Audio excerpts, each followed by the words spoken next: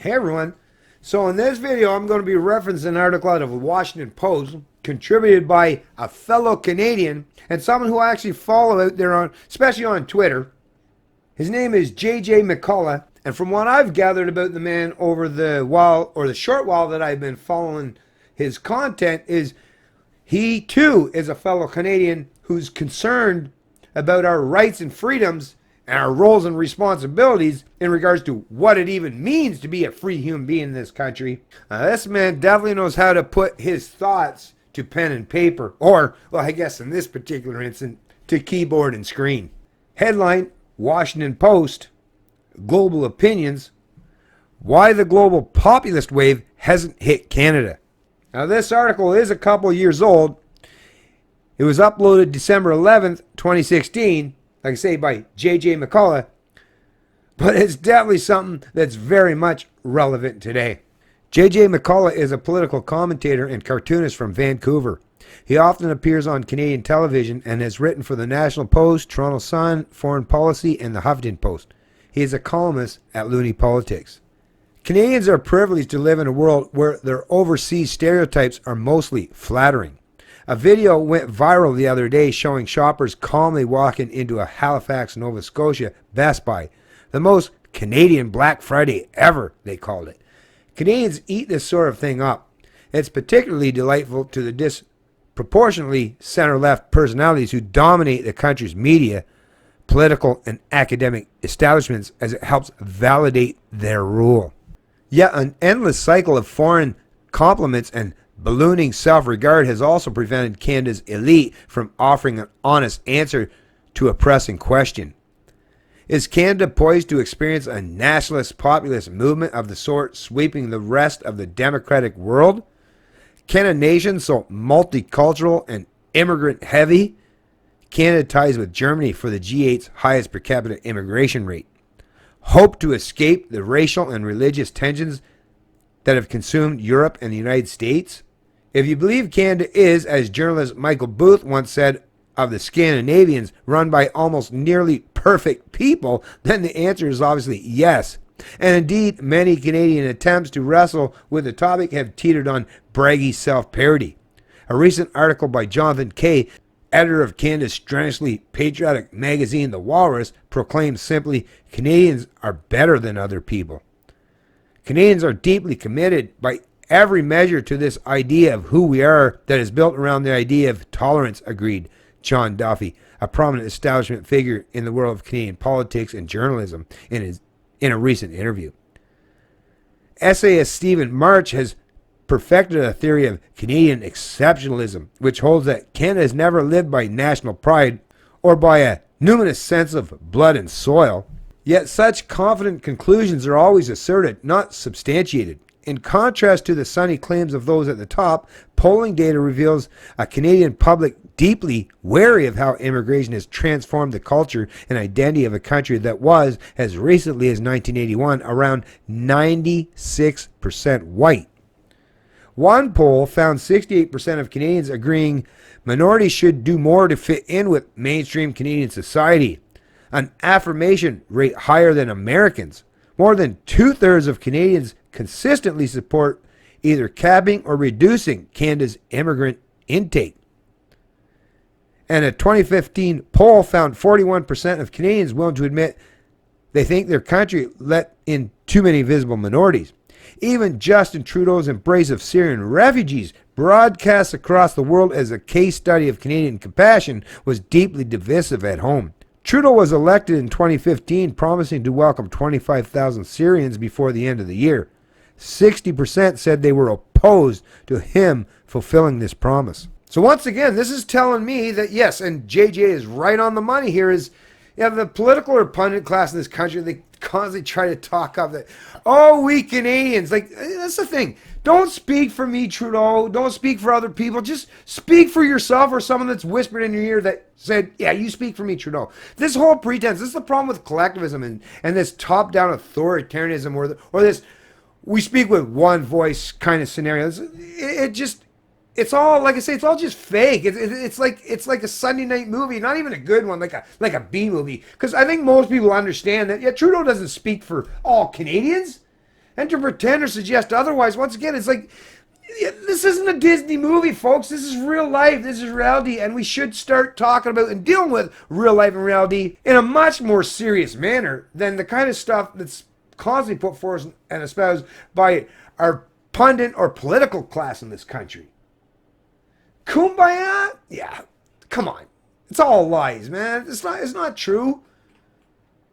The only way that kumbaya where everybody gets along will ever happen in this country is if we agree to have a live, let live mentality, to create some genuine freedoms, both social and economic in this country. Then you'll have some kumbaya moments. That's the funny part. Give people freedom and all of a sudden they'll come together. Give them government. Well, that's just a means to divide, right? So, like I say, there is a formula that works out good for freedom, and it's never expanding or growing government or placing politicians as your guiding stone or moral compass. Numbers like these suggest obvious opportunity for Trudeau to be challenged on a platform of immigration skepticism akin to Donald Trump, France's Marine Le Pen, or any European populist. The fact that it hasn't yet happened reveals less about inherent Canadian wonderfulness than the closed structures of Canadian democracy. It costs around $15 a year to hold membership in one of Canada's three dominant political parties, and it's been estimated only about 1 to 2% of voters actually do. This means candidates for public office from the Prime Minister on down are selected by an infinitesimally small slice of the Canadian public, usually bearing idiosyncratic beliefs and priorities.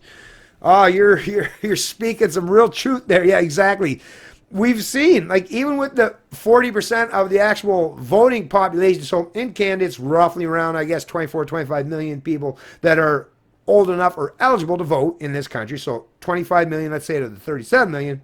But out of that 25 million, only 14 or so million, or actually it's been even lower than that, but at most 14 million or so of them, or maybe even closer to 15, but around 14, 15 million area of them actually turn out to vote, which means like 10 million of the voting age population don't turn out to vote.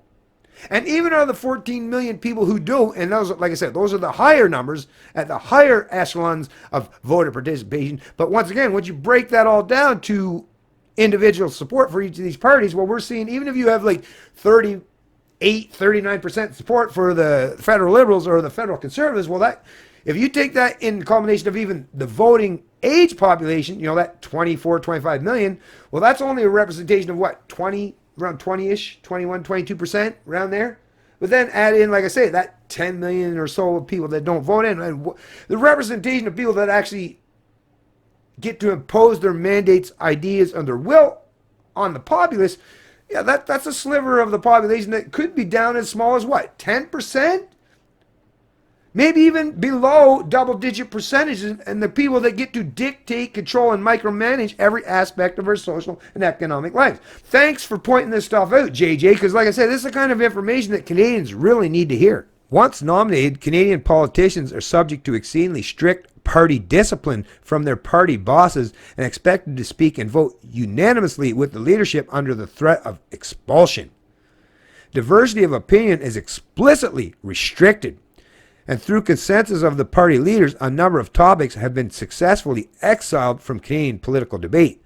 Abortion is one, immigration is another. Yeah, like I say, the political whip. So even though people think or pretend that just because you have individual representatives, you know, or MPs that form the basis of a political party, because of the way Canada's parliamentary system works and using the whip and the fact that they all basically got to get in line or fall in line with the political mandates and edicts of their leader.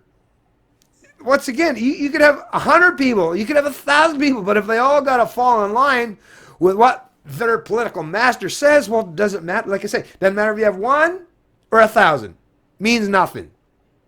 So even under the pretense of a democracy, with the kind of political structure set up in this country, it's still ruled by one person. So when you vote in Justin Trudeau, if his political party gains majority status, Justin Trudeau becomes Canada's dictator by natural extension of our political process. Or Harper before him, or Chrétien. Like I said, it's a very small group or band of ultra elitists or those who represent the political structure or ruling class in this country, those are the ones, like I say, very tiny minority of people in this country that actually supposedly represent the majority or the entirety of the Canadian culture or the Canadian population. Like I say, completely out of touch with reality. That's the situation. That's the reality of our political structure, which is why, yeah, if you want to have any semblance of freedom in this country or any other country, you got to greatly reduce the size, scope, and the role of these central planners or these political parties or these political hacks, because then it doesn't really matter who becomes the so-called leader of this country. As long as their power is greatly restricted and contained to, a very, very small, tiny aspect of our social and economic lives, then we can all go about our daily lives and not worry about who the hell's in power. The reason why we're all seemingly, or everyone's seemingly fighting over assuming control over that big gigantic gun in the room, which is government these days, is the fact that everyone realizes that it's a big, menacing, very powerful gun. And everyone's like, oh, we can't leave it. We can't leave that gun to the irresponsible people. And everyone thinks everyone else is irresponsible. So everyone's trying to take over and assume ownership of that gun so that they can direct it at their political counterparts or their political opponents. As a libertarian, I'm saying, actually, don't even let them have a gun. Well, okay, let's just give them a squirt gun and one that can only squirt about this far, and then say, here, go play amongst yourself. Then the rest of us in society, the rest of us can be free, because we're not going to have to worry about these people coming after us and using that big gigantic gun against us to control our social and economic habits and behaviors.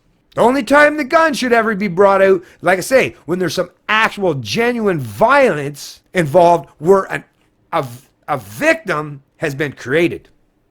Actually, if you think about that, it's a funny thing about people with government. They always seem to be worried about the government. That's why they need government. Meanwhile, government, the very pretense, the very concept of having rulers, that's the biggest threat to your life, your livelihood, and your productive income, and your productive wealth, and your productive labor. Matter of fact, those who represent government are the people that rob and plunder you.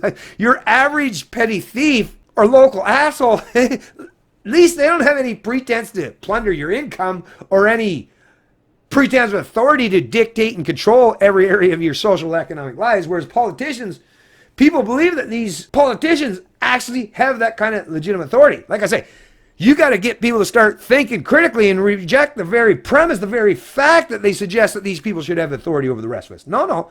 If you want to have some form of government, well, that government should only be as a means to arbitrate actual genuine crimes. That's the point of having a court system, right?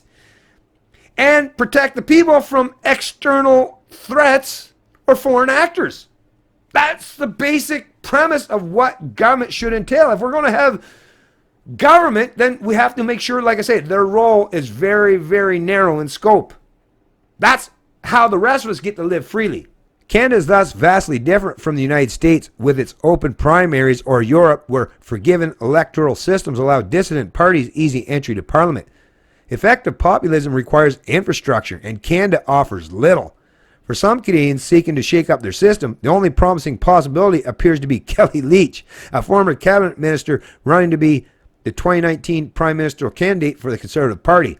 Though many on the right, let alone alt-right, regard her skeptically given her previous moderate persona, Leitch has consciously crafted her candidacy in a nationalist populist mold, demanding values tests for immigrants and railing against elites who oppose her. Well, actually, since this article did come out in December 2016, Maxime didn't have the People's Party out there as an alternative solution to offer to the Canadian people, which is why JJ didn't cover it here. But yeah, don't have to worry about Kelly Leitch anymore. Yeah, you got Maxime Bernier and the People's Party of Canada out there as an alternative choice. So if you want to pivot away from the status quo or the established political parties and that kind of entrenched power and that corrupt entrenched power that they possess and they maintain and they want to retain, then the People's Party of Canada is that viable option for 2019.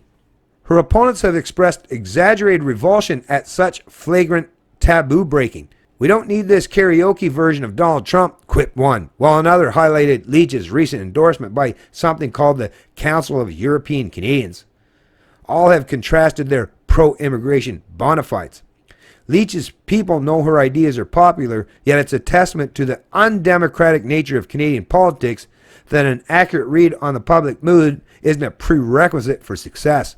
If she loses, enormous symbolism will be read into her loss by the usual sorts, and a frustrated country will be told once again that its anger doesn't exist. Once again, great job, JJ.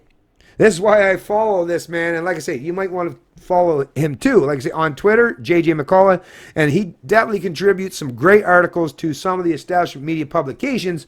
Usually it's opinion pieces that he's submitted, but once again, like I say, we do have some people in Canada that are offering variant perspectives that's outside the purview of the ruling class or the ruling elite or the ruling punditry class in this country. I entice you to support JJ going forward and anyone else out there that's standing in defense of freedom in Canada. It's Canadian Libertarian, and I love liberty.